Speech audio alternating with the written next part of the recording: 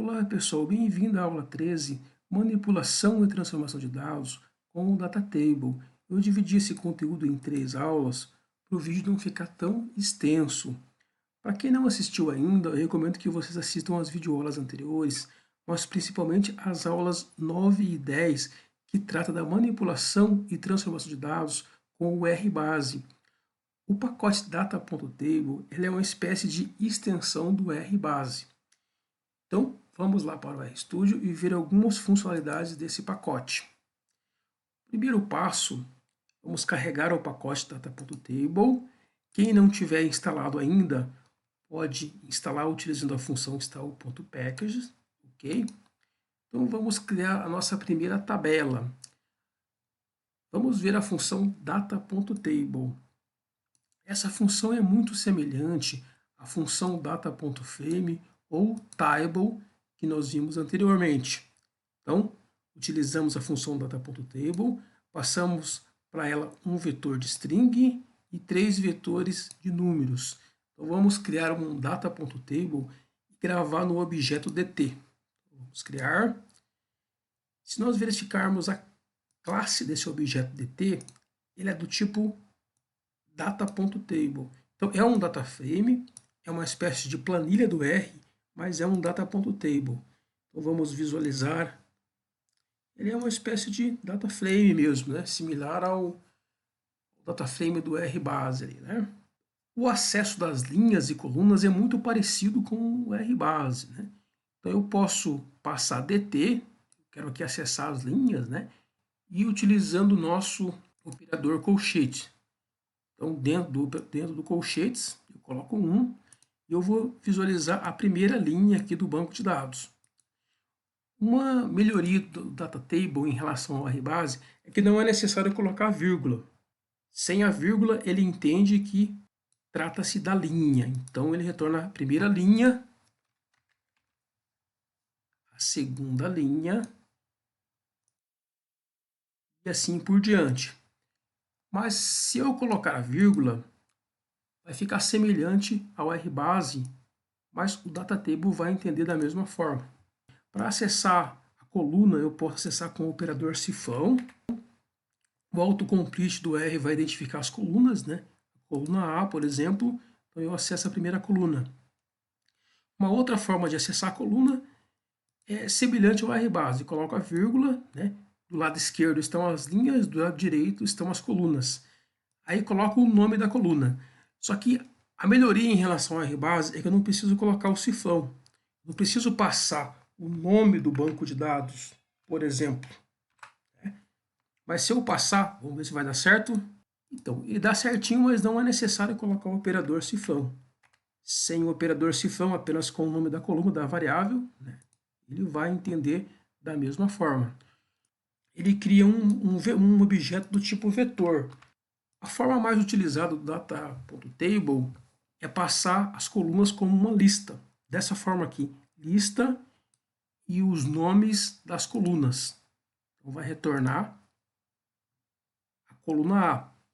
Nesse caso aqui, eu posso colocar list, que é uma lista do R, um apelido para a lista que os programadores do Datatable criaram é o ponto. Ponto é semelhante à lista. Posso passar o ponto, né? Coluna A, ponto, né? Entre parênteses, coluna A e B. Então ele vai retornar, vamos limpar o console e rodar novamente. Então ele vai retornar a coluna A, né? Coluna A novamente, né? Essa operação e essa, né? E a coluna A e B. Né? Ele vai retornar um objeto data.table. Vamos extrair subconjuntos baseado nas linhas, né? Então, como nós já vimos, se eu colocar o 2 ali, o nome do banco de dados, né, que é um data.table, entre colchetes ali, né, o número 2, então vai retornar a segunda linha, o 2 e o 3 vai retornar a segunda e a terceira linha. Essa operação é uma operação de diferença, isso aqui é exatamente igual no RBase, então vai retornar todas as linhas menos da linha 2 até a linha 4. Essa forma é a mesma coisa, eu coloco um menos aqui, vai retornar todas as linhas menos a linha 2 até a 4. Então vamos rodar aqui. Posso confirmar aqui que ele não retornou a linha 2, 3 e 4, né? O número 2, 3 e 4 retornou 1, 5 e 6. Se eu passar alguma função aqui entre os colchetes, por exemplo, a função de ordenação, order ID. Então eu vou ordenar esse banco de dados pelo ID. Então aqui está ordenado pelo ID, A, B, C. Expressão também, A maior DT, A maior ou igual a 4. O que ele vai fazer? Ele vai retornar todas as linhas onde A é maior ou igual a 4. Utilizar o operador E, A maior que 2 e B maior do que 10. Vai retornar todas as linhas onde A maior do que 2 e B igual a 10. Eu posso fazer operações também com as colunas. Isso não dá para fazer no data.frame do R, base, né? Aqui eu posso. Por exemplo, estamos fazendo operações aqui depois da vírgula, né, com as colunas. Então aqui eu vou somar a coluna A. Ele vai retornar uma soma aqui da coluna A. Se eu colocar o ponto aqui, essa primeira operação aqui, ele retornou um vetor. Essa segunda, colocando um ponto, essa é a operação do data.table, né? Colocando um ponto, né, entre parênteses, a função de soma, ele vai retornar a soma dentro de um data table. Posso nomear a variável que eu estou criando, a soma, né? Soma, criar um data table com um nome aqui. Posso passar mais, né, de uma coluna aqui e colunas calculadas. Eu estou criando uma variável, estou passando a variável A, né? Eleva é igual a elevado ao cubo e log é igual a log de A. Ele vai retornar a coluna A, né? A elevado ao cubo e log de A. Nós podemos também fazer operações de agrupamento, né, com as operações aqui das colunas. Então, posso fazer o somatório da coluna, né, por uma outra coluna ali específica. No caso aqui por ID. Tem que ser uma variável categoria, né? Eu fiz uma somatória aqui pelo ID, BAC. Utilizando aqui o by. Eu posso utilizar também, fazer a mesma operação e utilizar o kby. Vamos ver o que ele vai fazer.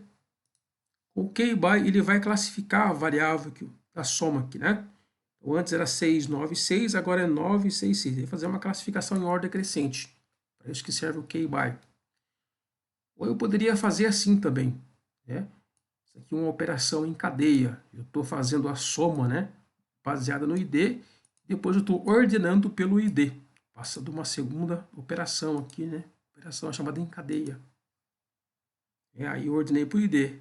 Aqui estava BAC e agora ABC. Da mesma forma lá que a função mutate, né, no pacote deployar, nós podemos ali criar, né, criar colunas ali. Como que eu crio coluna do data.table? Com esse operador aqui, né, 2 pontos igual. Passo a operação aqui nas colunas. Então eu estou criando aqui uma variável chamada soma é igual a coluna B mais a coluna C. E depois eu estou pedindo aqui o banco de dados. Então vamos criar aqui. Então ele criou aqui uma variável soma, que é a soma das colunas B mais a C. Poderia criar uma variável div, né? 2 pontos igual, que é uma divisão da coluna B pela coluna C. Posso criar uma variável log também aqui, né? Que é a mesma coisa. Eu posso criar também, fazer uma operação em cadeia. Estou criando uma variável chamada log10, que é o log de A. Depois, novamente, operador colchetes, vírgula, né? Nas colunas eu passo agora, estou criando uma divisão de B por C. Criei simultaneamente 2 colunas aqui, onde uma é o log e a outra é a divisão. Poderia fazer também operações com as linhas e colunas simultaneamente, o que não é possível fazer lá no RBase. Essa operação é exatamente igual no RBase. Estou passando das linhas de 1 até 2, vírgula, das colunas 2 até 3. Então, operação exatamente igual no RBase. Mas aqui já não, né? Que não é mais igual no RBase. Então, pessoal, nessa operação aqui, ele está retornando a média de C quando a coluna ID for igual a B. Essa outra operação, ele está retornando a média de C quando o ID for B ou A. O máximo de C quando o ID for A ou B. Lembra que esse é o operador OR do R, ou.